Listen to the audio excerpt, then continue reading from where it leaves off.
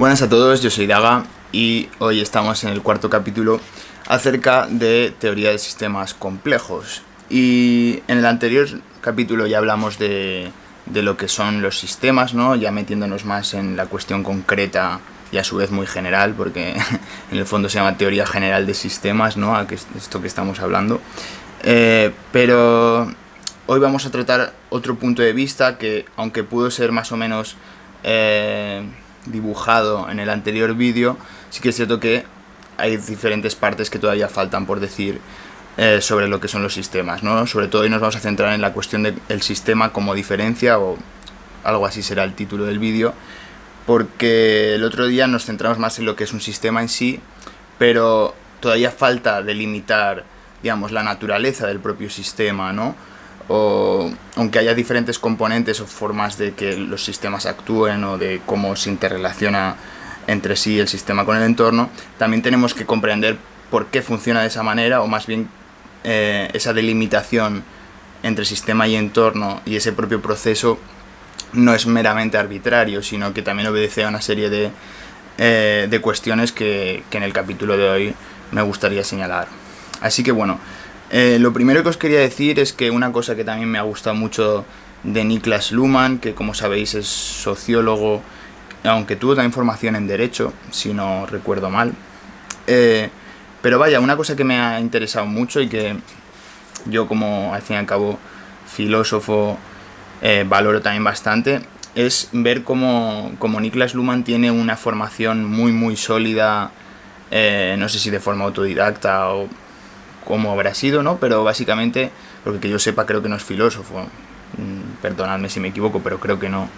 Pero bueno, la cuestión es que tiene un gran conocimiento de la historia del pensamiento occidental. En general tiene una gran formación o un gran interés sobre las preocupaciones, digamos, que han entroncado la filosofía, ¿no? Y esto es muy interesante porque, a ver, también es algo, yo diría que es casi una condición necesaria, ¿no? O debería serlo, sobre todo en las ciencias sociales, en todas las ciencias, pero en todos los campos realmente, pero en concreto las ciencias sociales están con un pie en la filosofía y un pie en la ciencia, ¿no?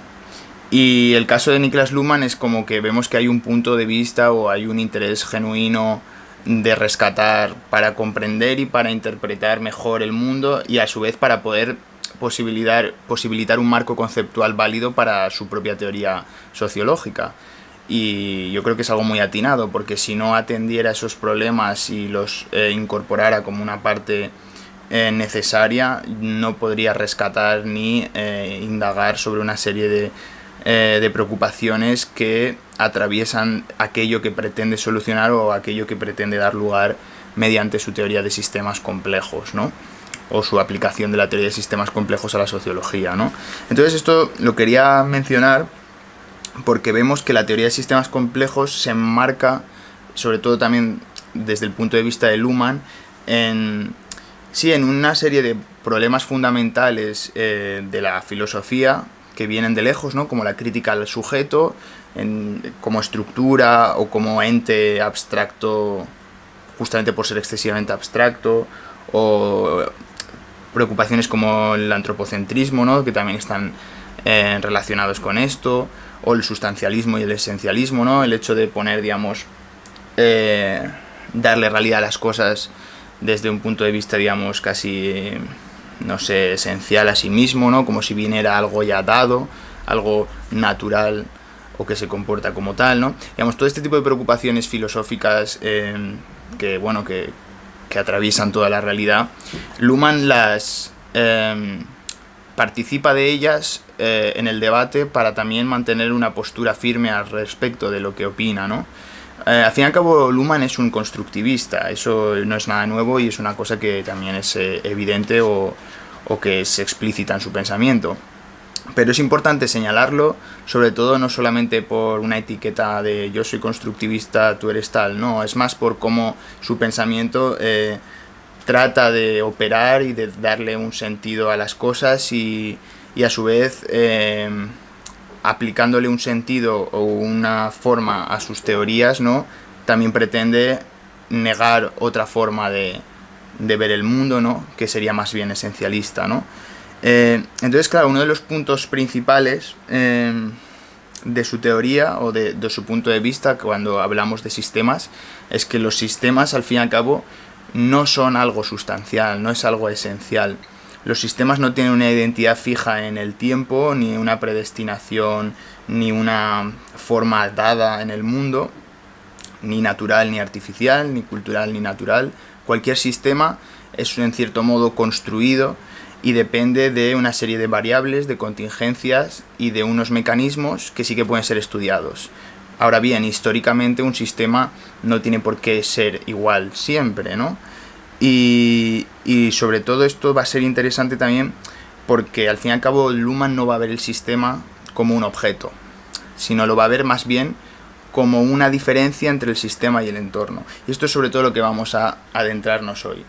Y que el otro día pasamos a lo mejor por delante, ¿no? Pero que es muy importante para poder entender mejor su pensamiento, ¿no? Porque al fin y al cabo otras teorías que a lo mejor podrían entender el sistema lo podrían entender más como un todo orgánico, ¿no? Que funcionaría por unos elementos que se componen y que se entrelazan entre sí, ya sea de una forma más estática o de una forma más dinámica, ¿no?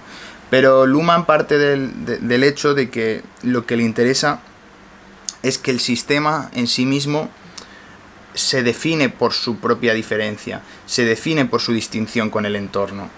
Y por lo tanto, todo sistema depende del entorno, pero no... Me refiero... El sistema no es anterior al entorno, ni el entorno es anterior al sistema, sino es en la propia distinción lo que marca o lo que crea la posibilidad del sistema. Y a su vez también del entorno, claro, porque el sistema y el entorno son como una moneda, son dos caras, ¿no? No puede haber sistema sin entorno, ni puede haber entorno sin sistema, ¿no? Veríamos que eso sería también una de las cosas cruciales, ¿no? Al fin y al cabo, el punto de vista que quiero señalar, ¿no? Y por eso se hablaba de la tradición y demás, es que Luhmann, al fin y al cabo, como ya os he dicho más veces, también entronca mucho con la tradición postestructuralista y demás, ¿no? Por cómo realmente entiende la realidad desde puntos de vista más constructivistas, tratando a lo mejor de descentrar el sujeto, y también hablaremos de cuestiones de la diferencia. Otro punto tan interesante es que Luhmann es lector de Derrida y de Heidegger. Es cierto que Deleuze no lo he visto que lo haya citado. Si lo conoce o no sería interesante, porque al fin y al cabo Diferencia y Repetición es un libro magnífico y que yo creo que sería bastante productivo por su énfasis especial en la diferencia, en la distinción, ¿no? Pero bueno, vaya, tanto Derrida, ¿no? Con su différence, como Heidegger previamente con la diferencia ontológica, ¿no? Digamos que marcan o hacen patente, digamos, el pensamiento de Luhmann, ¿no? A la hora de poder aplicar eso a su teoría de sistemas, ¿no? Entonces, claro, lo que nos encontramos es que esa diferencia entre sistema y entorno, digamos que es aquello que fundamenta, es aquel... esa distinción es fundacional para poder construir la relación entre sistema y entorno. Es en esa distinción donde se delimita lo que es un sistema y lo que es un entorno. No es porque el sistema tenga una unidad previamente dada, ¿no? Podemos pensar en un ser vivo como algo que la naturaleza ha creado, ¿no? Podemos verlo como algo fijo, pero a la hora de entenderlo en unos términos de sistemas complejos, el sistema como podríamos ser ese que estamos hablando, o un sistema que podamos ver como más artificial, como pueda ser pues un avión, ¿no? Como un sistema de ingeniería muy complejo, ¿no? Pues básicamente esos sistemas son sistemas porque se diferencian del entorno, y son sistemas en el momento en que hay una distinción entre sistema y entorno, y solo han podido surgir como una unidad que podemos ver como una sustancia en el momento en el que ha habido ese proceso de distinción entre sistema y entorno. Es decir, no es que el sistema nace per se, sino que nace a través de esa distinción con el entorno. Para crear un individuo debe haber una distinción entre una individualidad y otra, ¿no? Porque un individuo es indivisible. En el momento que algo es divisible, entonces deja de ser individual, ¿no? Hablando en términos de cualquier cosa que sea un ente, ¿no? Entonces la cuestión de fondo es aquí, que un sistema, en tanto que es algo unitario, ¿no? Y lo podemos interpretar así, solamente ha podido ser algo unitario, entendido sistémicamente, en su distinción con un entorno. y a su vez ese entorno solo ha podido existir o entenderse como entorno en su diferenciación con un sistema, ¿no? Y eso es aplicable a cualquier sistema, a cualquier entorno, porque como sabéis es algo un poco circular, ¿no? Porque ya lo hablábamos, ¿no? Todo entorno sirve para un sistema y todo sistema, todo sistema es un sistema para un entorno. No sé si lo he dicho bien, pero un poco esa es la idea, ¿no? Pero bueno, la cuestión es que esa frontera entre lo que es un sistema y lo que es un entorno se delimita a través de la diferencia de cada uno, porque es como un país, que un país también es un sistema, no lo olvidemos. Es que cada cosa, cuando te vas a pensarlo, hay tantos sistemas que no te da tiempo ni para analizarlos. Dices, ostras, pues esto también es un sistema, esto también, ¿no? Pero es muy fácil verlo en un territorio. Un país, ¿no? Entendido como en un sentido territorial, hay una frontera en la cual delimita un país con otro. Entonces ese sistema, imaginaos como es mi caso, pues el sistema Francia, el sistema España delimita con el sistema Francia y el sistema Portugal, ¿no? Entonces esos dos sistemas, que son otros dos países que no son España, a su vez tienen una relación de diferencia, ¿no? Porque sin esa relación entre lo que es, el sistema España tiene a Francia como un entorno para sí mismo, ¿no?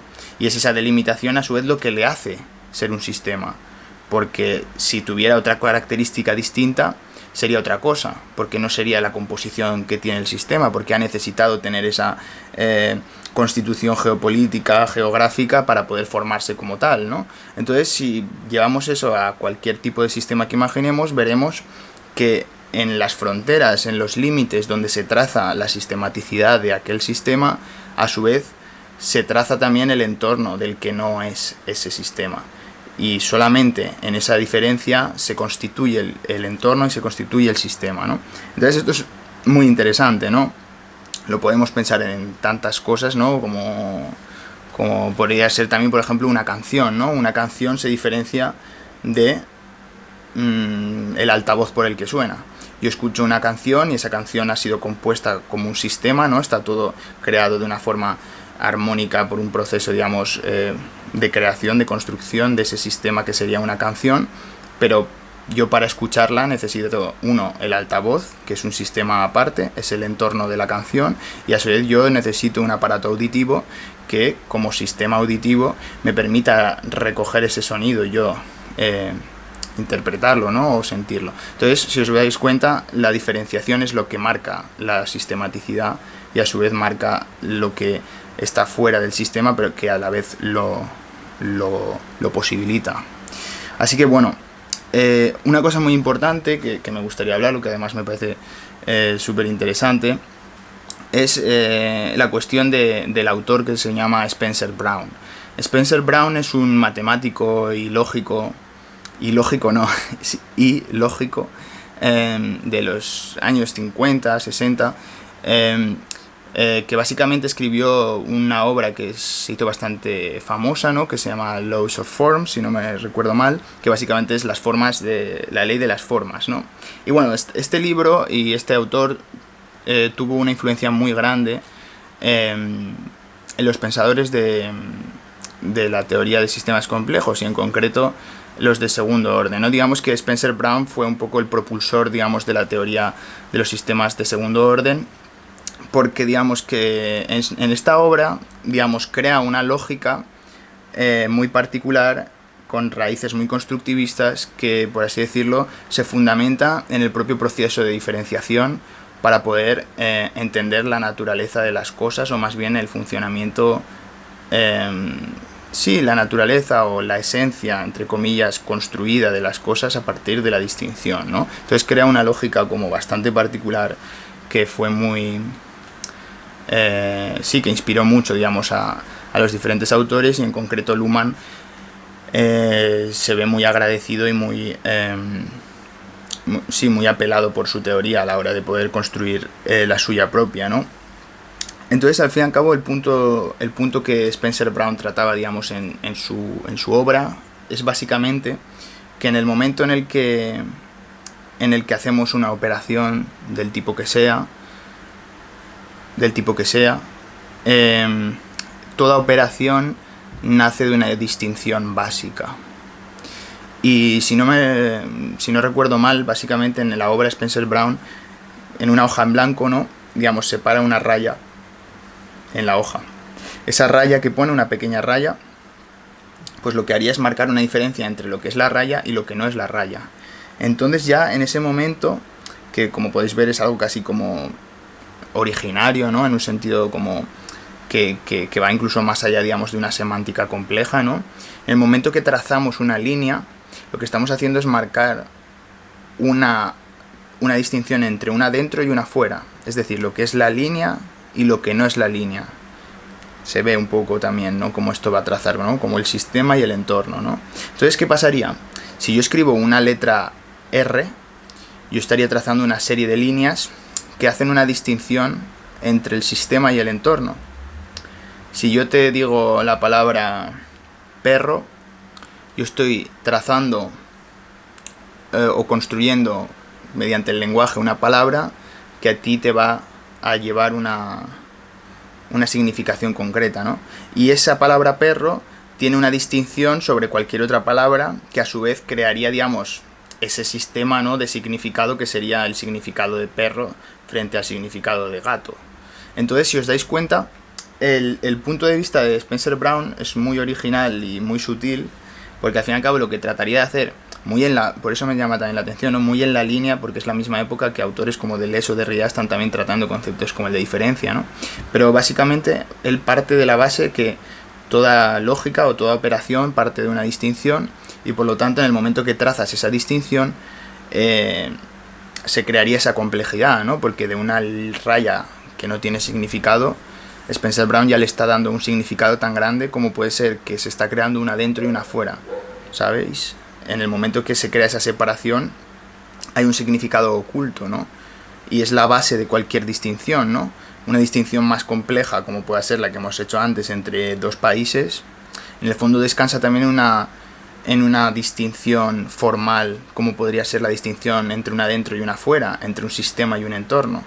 Y eso lo comparte tanto la raya, que se diferencia del folio en blanco, como el país, que se diferencia de otro país. Entonces esto, claro, es una cosa muy muy interesante. Es más, es un libro que me gustaría leer, ¿no? Porque la verdad es que la idea de base es interesantísima, y sobre todo nos mete en un debate que también es muy interesante por estas épocas de los años 60-70, que es un poco ese pensar el afuera, ¿no? Sí que es cierto que desde la teoría de sistemas complejos no se va a ver como a lo mejor de esa forma tan experimental, ¿no?, como los postestructuralistas, pero sí que hay como un intento por pensar o entender que un sistema implica que es un adentro y necesita un afuera, que sería el entorno, ¿no?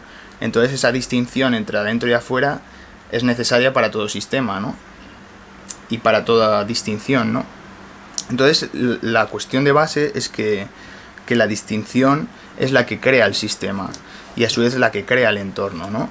Y podríamos tener ¿cómo decirlo?, la tentación de pensar, ¿no?, que el sistema o el entorno es previo a la distinción, pero la realidad es que en un ejercicio de reflexión, solamente cuando entendemos que ese sistema es un sistema porque no es el entorno que lo envuelve, entendemos a su vez que la unidad de ese sistema depende de la distinción entre sistema y entorno, ¿no? Esto es un poco como un trabalenguas, es un poco complejo, pero la base es entender de que una cosa solo depende, o sea, por ejemplo, yo como un individuo, como un ser humano, no soy fulanito. Es evidente, ¿no? Es evidente de que no somos... Yo soy una persona y no soy otra persona. ¿Por qué? Pero porque hay una diferencia en el propio espacio, en el propio tiempo, en la propia expresión facial, en el propio movimiento. Me refiero, todo eso son distinciones, si os dais cuenta. Y esas distinciones lo que hacen es alejar más la posibilidad de que dos cosas sean distintas, o sea, que dos cosas sean iguales. Pero en un folio en blanco todo es igual, ¿no? Aunque podríamos decir que lo que está fuera del folio en blanco, es decir, ese folio en blanco es un sistema para el entorno que será la mesa en la que está dentro. Entonces, si os dais cuenta, por eso también la teoría de sistemas complejos es como es casi como un fractal, ¿no? Es como que no termina nunca y a la vez es más infinito conforme más amplías esa sección que estás mirando, ¿no? Pero la base de la reflexión de Spencer Brown, que va a ser tan interesante para la teoría de sistemas complejos, es ver cómo en algo tan minúsculo como pueda ser esa hoja rayada por un bolígrafo, eso ya va a marcar una teoría tan compleja como para diferenciar cualquier estrato de la realidad, en tanto que la distinción es la forma base para crear algo que es indivisible, ¿no? En tanto que eso es lo que lo hace diferenciarse, ¿no? El propio hecho de que haya una diferencia y que lo distinga de una cosa distinta, ¿no? Entonces, vemos que en esta tesitura se crearía también un marco con dos conceptos, que sería el de autorreferencia y el de heterorreferencia, ¿no? La autorreferencia, como dice el nombre, es la referencia que tiene, ¿no?, un sistema, ¿no?, las operaciones que genera el sistema hacia sí mismas, ¿no? Digamos que el sistema se observa a sí mismo y reproduce una serie de relaciones o de funcionamientos, ¿no? Todo sistema, como hemos hablado en otras ocasiones, partiría de unos supuestos y de unos funcionamientos que lo harían funcionar de una determinada manera. Entonces, el sistema, por su propia cerrazón operativa, no porque el sistema en sí esté cerrado, porque esto también lía, o sea, el sistema está cerrado operativamente, pero está abierto al entorno, en tanto que no está como aislado del mundo, como si nadie pudiera modificarlo, como si nadie pueda entrar en él, ¿no? Simplemente que para entrar en el sistema lo va a filtrar desde las reglas del sistema, ¿no? Es como si hablaras un idioma y imaginaos, yo os estoy hablando en chino y vosotros no entendéis nada. ¿Por qué no entendéis nada? Porque yo estoy empleando el sistema lingüístico chino y vosotros estáis programados con el sistema lingüístico español, ¿no? Entonces, vuestra forma de interpretar el mundo está determinada por ese sistema y la mía también. Entonces, ¿qué pasa? Que yo no puedo entender vuestro sistema ni vosotros el mío si no entendemos ese sistema, ¿no? Entonces eso es extrapolable a cualquier cosa. Un sistema, por eso un sistema está cerrado, porque no puede interpretar el mundo si no es más que dentro de su funcionamiento, ¿no? O sea, es como yo no le puedo pedir a una cafetera que, no sé, que me haga de tostadora, ¿no? ¿Por qué? Porque es un sistema que funciona para ser eso, es su función. Lo mismo pasa pues con el sistema educativo, ¿no? Que no puedes pedirle al sistema educativo que pretenda que actúe como el sistema médico, ¿no? Como el sistema sanitario, ¿no? Es como que el funcionamiento, las operaciones que se realizan dentro depende de una propia sistematicidad que lo delimita. Y volvemos a la diferencia, ¿no? El hecho de que el sistema educativo no sea el sistema sanitario es porque los funcionarios que van, en el caso de que sea público, son profesores y no son médicos. Las personas que van son pacientes, o sea, son alumnos y no son pacientes. Y las aulas que hay no son habitaciones con camillas, ni son salas de estar. Si os dais cuenta, la delimitación del sistema depende de los funcionamientos de los procesos que se generan dentro. Y por eso un sistema no reconoce a otro como... O sea, lo reconoce como lo que hablábamos del feedback negativo. Si reconoce algo como una amenaza es porque lo pueden destruir desde fuera, ¿no? Porque el funcionamiento del sistema depende de sus propios procesos. En el momento que se desestabiliza por algo que es ajeno al sistema, pues eso va a hacer que se enfrente o a una destrucción del mismo o a una reformulación del mismo, ¿no?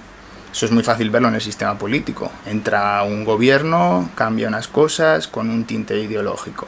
Luego entra otro, hace lo mismo con otro tinte ideológico. Entonces, si os dais cuenta, el funcionamiento sistémico depende de ese tipo de articulaciones, ¿no? Y esto hablamos de la autorreferencia, ¿no? De cómo el sistema se autolimita, ¿no? Se autoproduce. Hablaremos de la autopoiesis en otro momento, que está muy relacionado, ¿no? Pero también está la heterorreferencialidad, ¿no? Que básicamente sería que las propias operaciones del sistema remiten a un entorno, ¿no?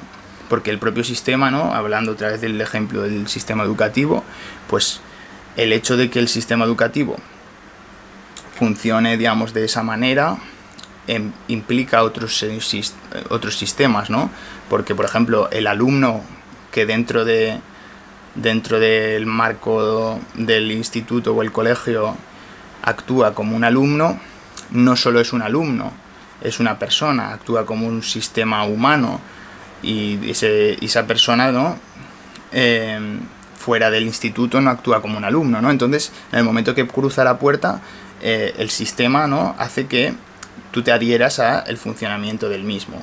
Y eso es extrapolable también pues a cualquier cosa, ¿no? Digamos, al fin y al cabo, la clave aquí es que si el sistema se autorreferencia es sobre los propios funcionamientos, pero si hablamos de heterorreferencia es cómo el funcionamiento del sistema influye en otros sistemas, ¿no? Entonces es como si fuera, ¿cómo decirlo?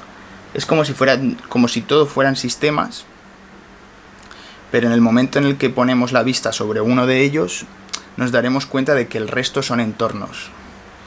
Y viceversa, ¿no? Si de repente desenfocamos y vemos que está todo repleto de una infinidad de sistemas, luego pasa lo mismo, nos enfocamos en uno y todos son entornos para ese sistema en el que nos hemos enfocado, ¿no? Disculpadme porque mi gato se ha enganchado en un trozo de tela y casi tira todo por ahí, entonces lo he tenido que parar el vídeo. Pero bueno, ya estamos casi en el final, así que básicamente lo que quería deciros era que lo importante es entender que el sistema, aunque esté cerrado sobre sí mismo por medio de una operación o por un conjunto de operaciones que definen el propio sistema, ¿no?, como podría pasar en el sistema económico, ¿no?, que el hecho de pagar o no pagar, o de que haya compras y haya ventas, de que haya riesgo, haya beneficio, haya costes, todo ese tipo de elementos son operaciones que se generan dentro de un sistema X, que sería el económico. Entonces todo eso tiene un funcionamiento interno que obedece a su propia sistematicidad. Sin embargo, el propio sistema es sensible a todo tipo de elementos externos, de todo tipo de inputs que provienen del entorno y que obligan a modificar el propio sistema. El sistema no está simplemente cerrado de forma solipsista, sin nada que ver con el resto, no. Está cerrado operacionalmente, por el hecho de que no se puede tomar una operación de otro sistema sobre el mismo sistema, ¿no? O sea, no se puede transferir una operación sin que, por así decirlo, pase por el filtro del propio sistema. Entonces, claro, volviendo al tema del inicio de lo que os comentaba, si la teoría de Luhmann y la aplicación de Luhmann es tan interesante, es sobre todo por el hecho de que entiende, digamos, que el sistema no se define como un conjunto de elementos, ¿no?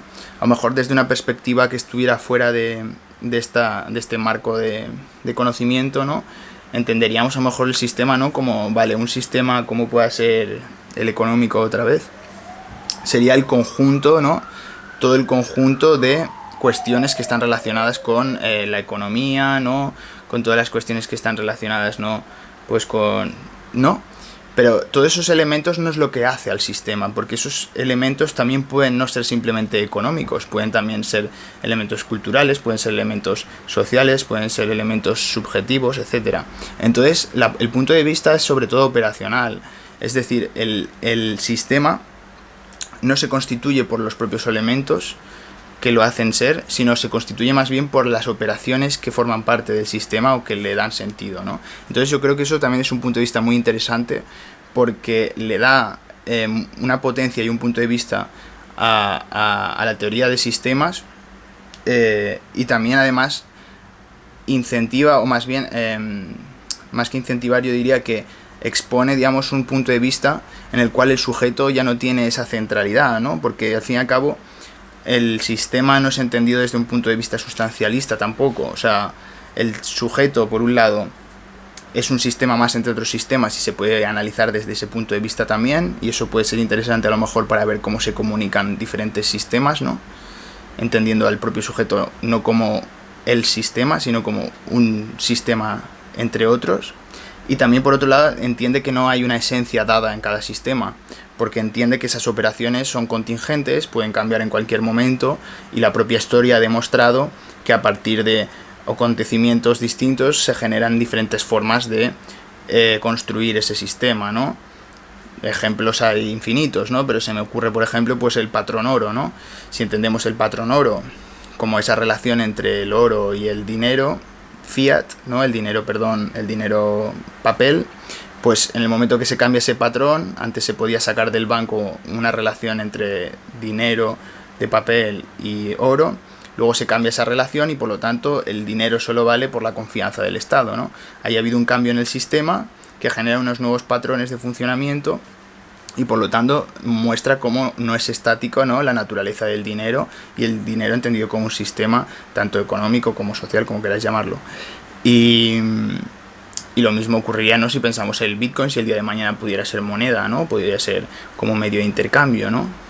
Eso también operaría una transformación en el modo en el que entendemos también el dinero, ¿no? Entonces todo este tipo de cuestiones la podemos analizar desde la teoría de sistemas de una forma muy productiva, ¿no? Y sobre todo viendo cómo no hay una esencia intrínseca a las cosas, ¿no? O por lo menos siempre hay una posibilidad, aunque las cosas sean de una determinada manera, no es que puedan ser de cualquier manera, pero sí que las cosas tal como son también tienen una parte, digamos, contingente, absolutamente contingente, y que hace que pueda cambiar radicalmente, ¿no? Entonces la cuestión de fondo es eso, que aparte de que no hay una esencia, la teoría de sistemas tampoco lo entiende todo como un todo, ¿no? No entiende como las cosas como partes, como un todo, sino en todo caso lo que entiende es que hay sistemas en el mundo y esos sistemas están interrelacionados, pero como es imposible por la ausencia de posibilidad por la inconmensurabilidad de analizar el conjunto de todo lo que existe, lo único que podemos hacer es analizar la relación entre los sistemas que existen, que son infinitos, pero podemos analizar cada uno de ellos si nos ponemos, y su relación con el entorno, ¿no? Y entonces eso también es una forma también de reestructurar o cambiar esa visión más organicista, ¿no?, de la sociedad, ¿no?, como un todo armónico, cerrado, que funciona sí o sí de forma armoniosa, ¿no?, de forma perfecta, ¿no?, incluso, o equilibrada, ¿no?, sino es más bien caótico, es una forma caótica, ilimitada, y que está compuesta por partes distintas, pero que a su vez tampoco se cierran sobre sí mismas como un todo, sino se cierran en todo caso en sus relaciones concretas, y a su vez la complejidad es tal que nunca termina de cerrarse del todo, ¿no?, porque siempre podemos abrir sistemas y entornos, ¿no?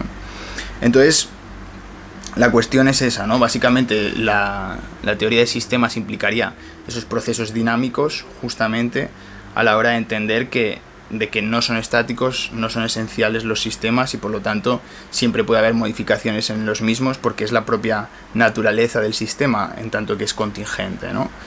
Y por lo tanto no podemos entender los sistemas como ya dados, porque los propios sistemas, en lo que estamos tratando de entenderlos como ya dados, a lo mejor han podido ya modificarse, y ya no es el mismo sistema el que estamos analizando, ¿no?